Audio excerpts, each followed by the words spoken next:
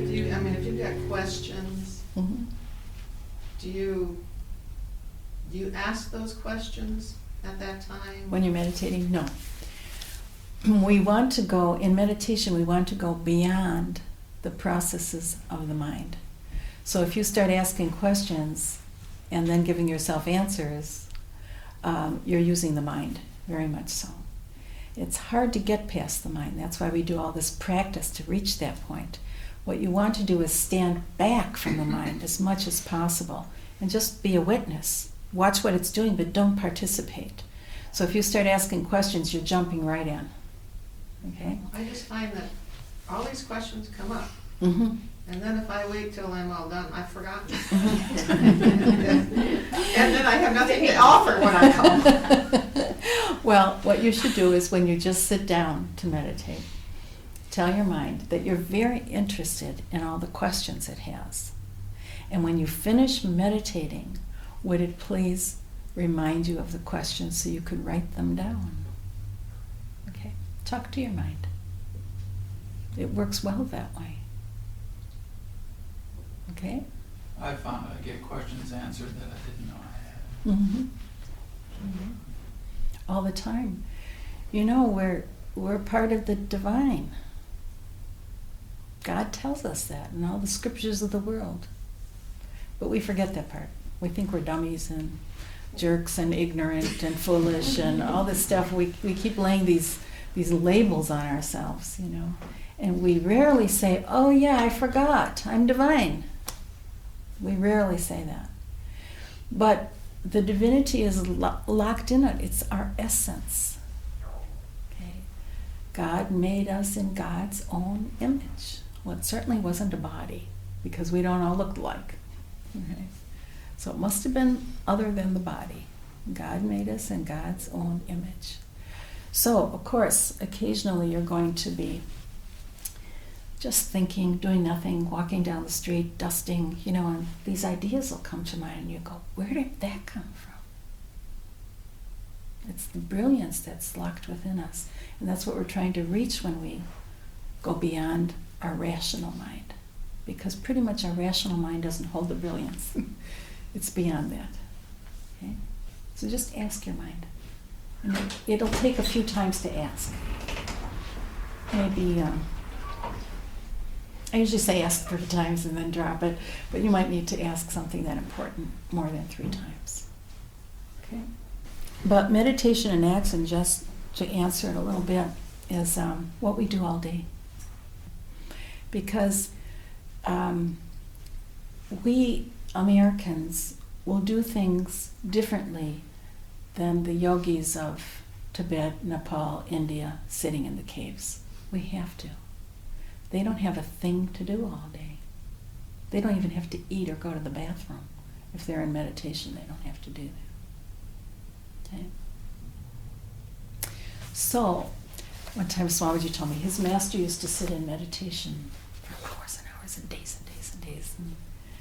And Swamiji said we had a little cow, and I would milk the cow and bring a half cup of milk. And I'd put it by my master, and I tried to see if I put it by his nose, you know. And he said he would be sitting. So I'd leave it there. If I'd come back 12 hours later, it was still there. I knew he wasn't going to have the milk today, so I'd give it to another yogi, or, you know, get rid of it or drink it myself or whatever. And he said after 1 week like that, he went to his master and he thought, he had milk before he went in to meditate, so he must have had a bowel movement. Interesting thoughts. You know. So he said that, well, he was young yet, teenager, and he realized, well, I have to take care of his body. So that's why he would bring the little cup of milk. And he said he used to lift him up. He was sitting in his yoga position, and he'd lift him up, and he said, Tree, there was something like a little cracker jack that's sitting right there. I would take that away and put him back down. So after a week of meditation. So we don't have that kind of life, right? Even if someone did want to just lift us up, you know, we're very, very busy.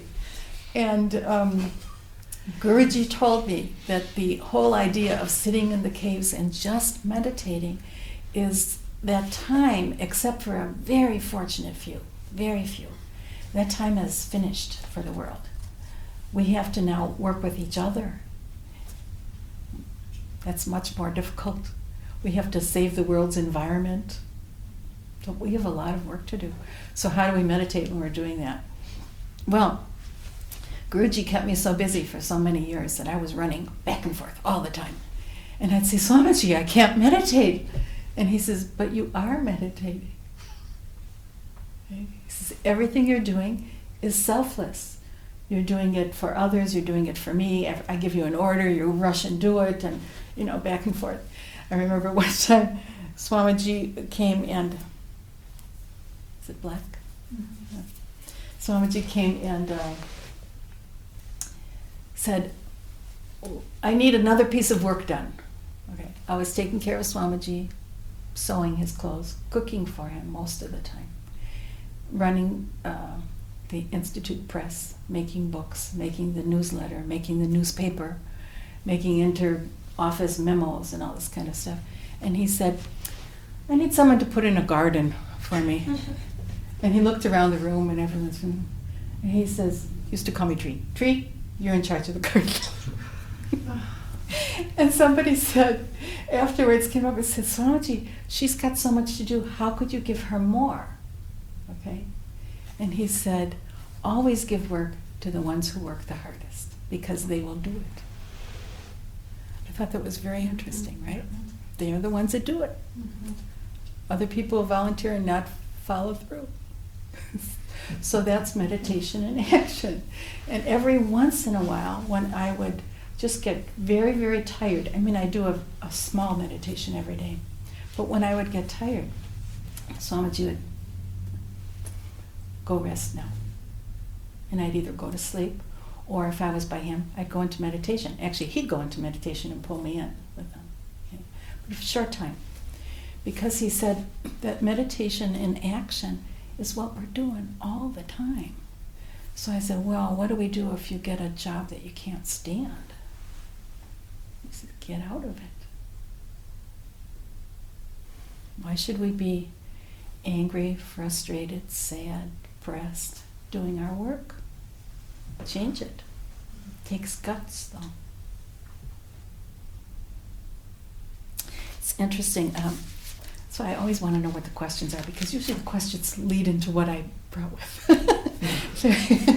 Interesting thing. I have two things for you. One is, I don't know if to read, and one's highly political, but I don't want you to read to see the political part, but what this woman is doing. Okay? And the other one, the difference between Americans and Indians. Okay? There is a big difference. And the main difference that I see it, and why Swami Rama came to America, along with many of the big yogis that came, was because we're doers. Okay? And that's the good thing. So we're giving you more work to do, both on your own personal growth, on your wellness, on your taking care of the world and taking care of the environment and your family and everything else. Okay, here's some more. Meditate also. Okay? Because we will do it. So all of you come here each week to practice, how do I do it? But in India, where they have got all these scriptures, they have yogis coming and going all over the place giving talks. The people go, yes, yes, yes, oh, your divine self, I love you so much. But they won't practice. They won't do a thing. They don't do postures. They don't do pranayama, breathing. They don't do meditation. Okay? So there was one Indian who read Swami Jaidev's book, Walking with the Himalayan Master. And he wrote to me on the email for Yes Publishers, okay, asking if he could talk to Swami Jaidev, kind of thing. So I was setting that up, and he had many questions, etc. So here's the answer we got. Respected Shri Mataji. Shri means holy, okay? Respected Shri Mataji, my most humble prostrations at your holy feet. Thanks so much for your kind and encouraging words. By the grace of God, this is the first time I have come within email distance of one of his blessed saints who grace the soil of this earth. My most humble prostrations at your feet and at the feet of His Holiness Swamiji Sri Rama and respected Swamiji Sri Jaidev. That these hands have received an opportunity to write an email naming such illustrious saints is by the kind grace of God. May God keep this communication channel open in the future and give this mind strength enough to bear infrequent replies. Okay? Then he goes on, thanks, Mother, again for your kind spiritual directions. I would definitely wish to pay my respects in person at your feet and the feet of Swamiji Sri Jaidev when you come to Delhi. Okay. On and on and on like this. So, respectful, yes. But is he going to do any practice? You see? I have answered hundreds of these, maybe thousands of these letters over all the years I was with Swami Rama. They wrote to him all the time this way. Okay? And the question that he's bringing up is he has a spiritual doubt after reading Swami Jaidev's book, because Swami Rama tells Dr. Justin, quote, much as we admire Shankara's writings, they have an emphasis on renunciation that is unsuited to our times. Remembering that part, huh? For most people, integration and not renunciation is the path. Renunciation is only for a blessed few. Most people need to live fully in the world, but be above it. Okay? End of quote. So he says, I understand this to mean that renunciation is an arduous path, but most people are not fit anymore for following it.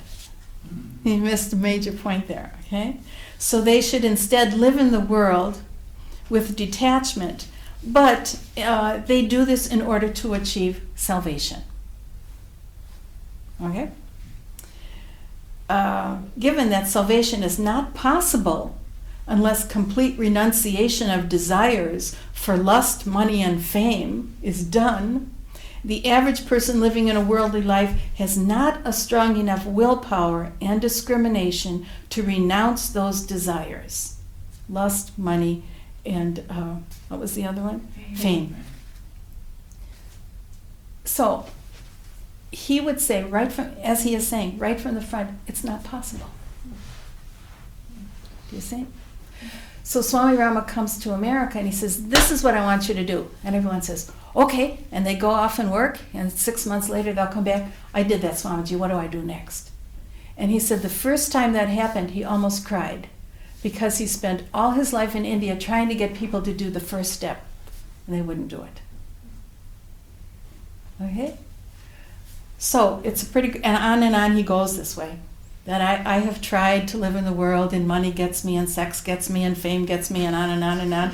So I think that renunciation is the only way, and am I understanding this differently? I would be very grateful for your enlightening clarifications on this point. I humbly beg to state that this question is not just my idle curiosity. I would definitely factor your and Swami Jaidev's wise opinions in taking future decisions about my spiritual life. I am eagerly praying to receive your kind guidance. Please bless me, Mother, so that I never forget that self-enlightenment is the goal of life, although I may not receive it. Your obedient son. I need to brush my teeth after. Do you see? So right from the start, he'll hear the words of this great sage Swami Rama saying, this is the path for you, do this. And he'll say, nah, that couldn't be right. That couldn't be right. So then where do you go with that? We do the same thing? I mean, you have these great saints that it's impossible for them to lie. They can't speak if they lie. Okay? So that he's speaking truth.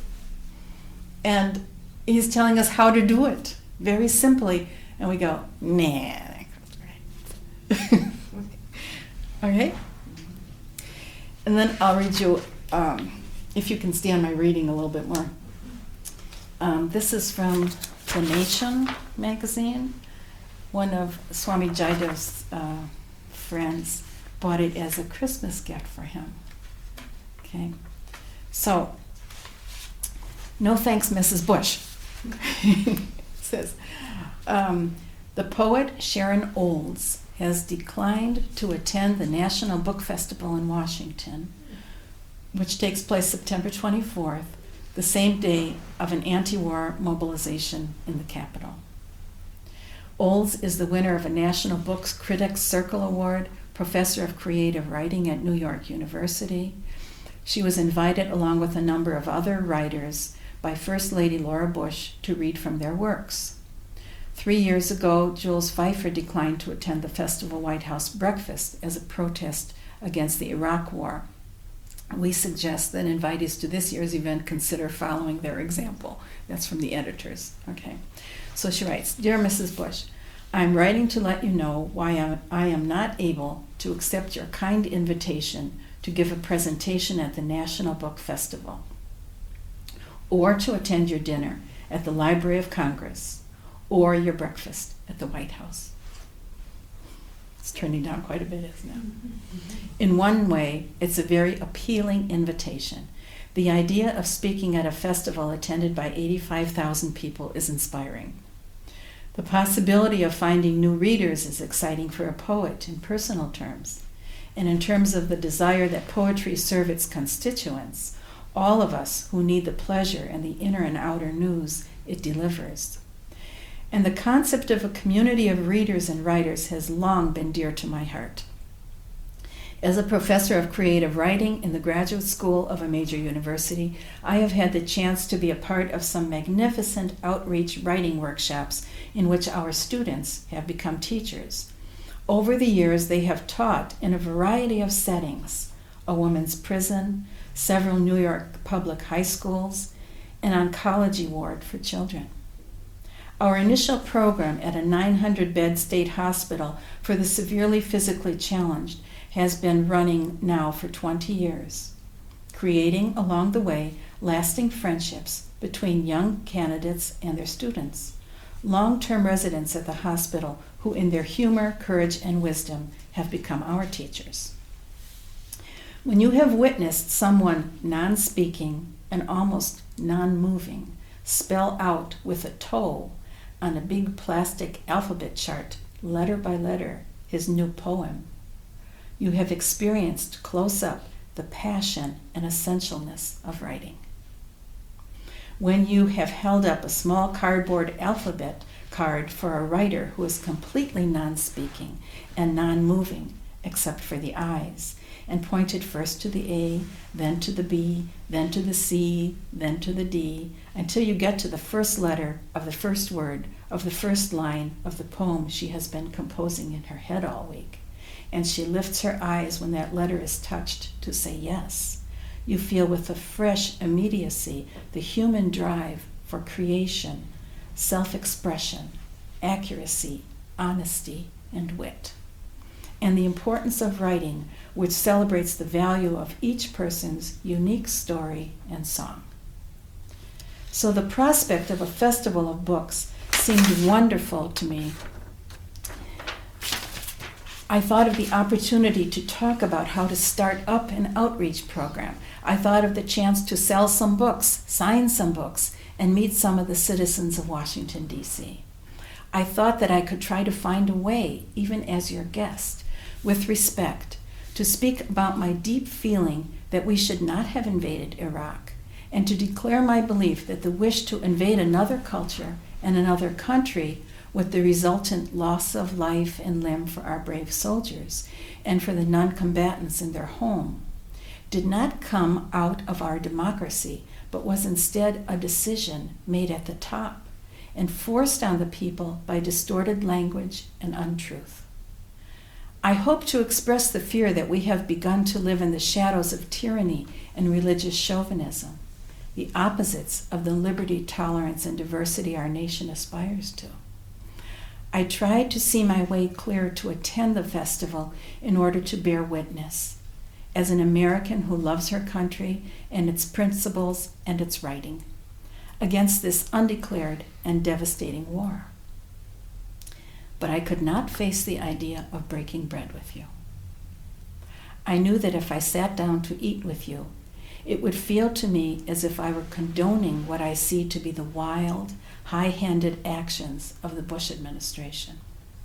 What kept coming to the fore of my mind was that I would be taking food from the hand of the First Lady who represents the administration that unleashed this war and that wills its continuation, even to the extent of permitting extraordinary rendition, flying people to other countries where they will be tortured for us.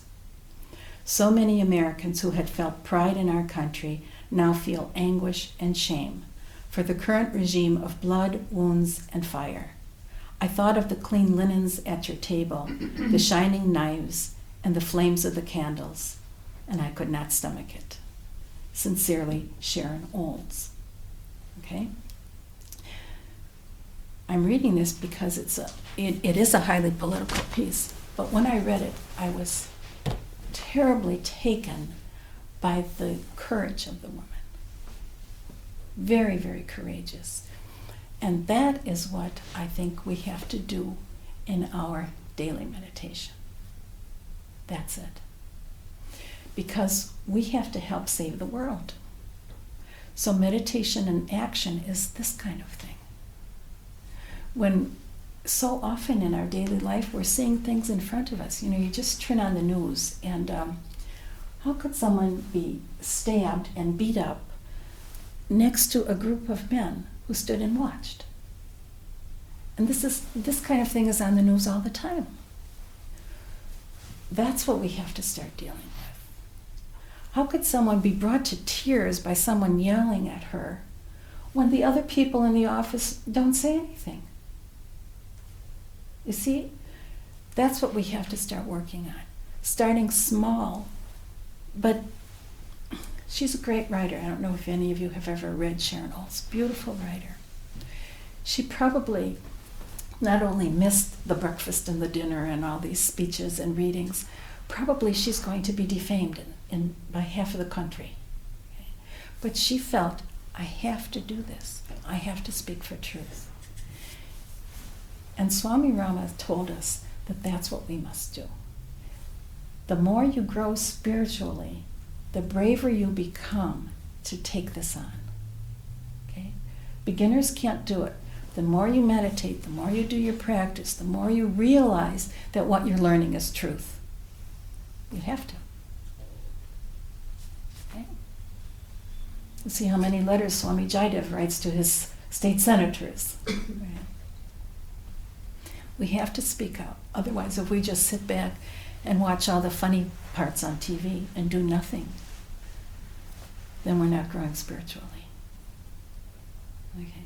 That's what I'm trying to tell you about. Meditation and action is sometimes harder, most of the times harder, than seated meditation. Okay. We have to love our fellow beings, and we have to show that we love them. And we have to do something to help them. The same with the animals, the same with the environment. So that's where the meditation and action comes in. Does it make sense? And it's not easy. Not at all easy. Sometimes, many times in my life, Swami Jaidev's life, when we had to stand up to the truth, what happens afterwards is very negative. You get thrown out of places, people say bad things about you. It doesn't matter. This whole earth existence that we're going through is very temporary. We're part of the divine. So of course we're going to get beat up a little bit. We're going to get hurt and all the rest of it. But what's 70, 80, 90, 100 years? It's nothing compared to eternity. And we want to keep moving forward in this eternal being that we are. So 100 years is nothing. Don't stand aside for truth. And often truth is difficult. But when you know what's true right inside, how can you act otherwise? I know we always have our self-defense up, but if you're meditating and you're following your yamas and niyamas, and you're looking at yourself and you're trying to grow, the next thing is, okay, I've got it. I can't take this anymore. Now we have to do something. And do it. You have to live with truth. It could be something as easily as telling your husband off. You can't do this anymore. This is not correct. Or your neighbor, or your congressperson, or signing a petition, giving money for something that needs to be done. It's around us all the time. And a lot of people, when they go away to become holy, they make the mistake of thinking that they're not in the world anymore. I remember when Swami Jaidev and I, we helped to set up Honesdale, okay? So we were there the first year, with about 50 to 100 people living there. And it was time to vote. So we're telling everyone where the registration, get yourself registered to vote and all that, because most people moved to Pennsylvania from another state. And we did what we could, and then we went into town, I guess it was a month or two later, to go vote.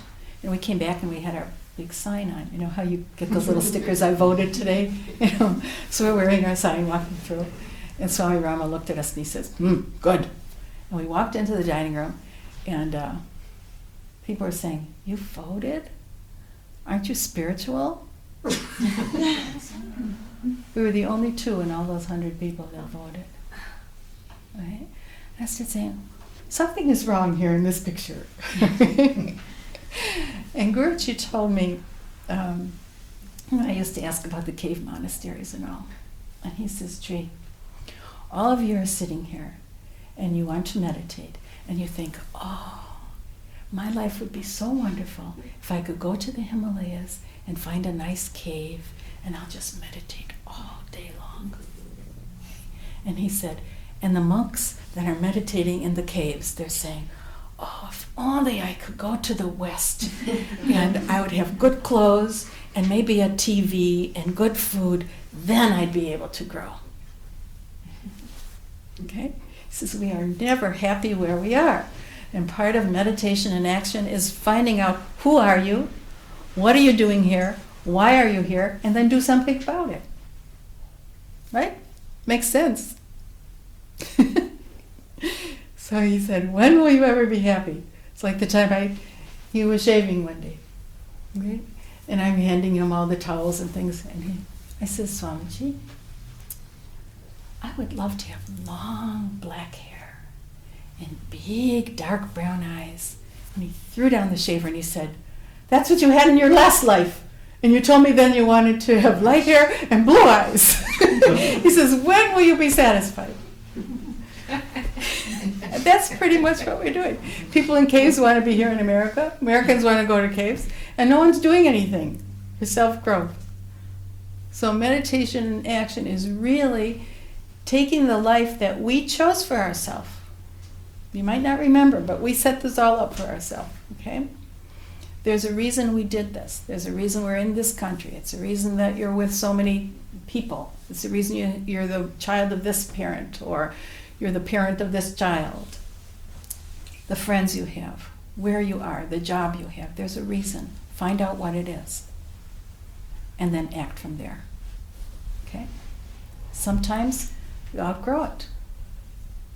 Then move on. Go inside to find the truth. It's there.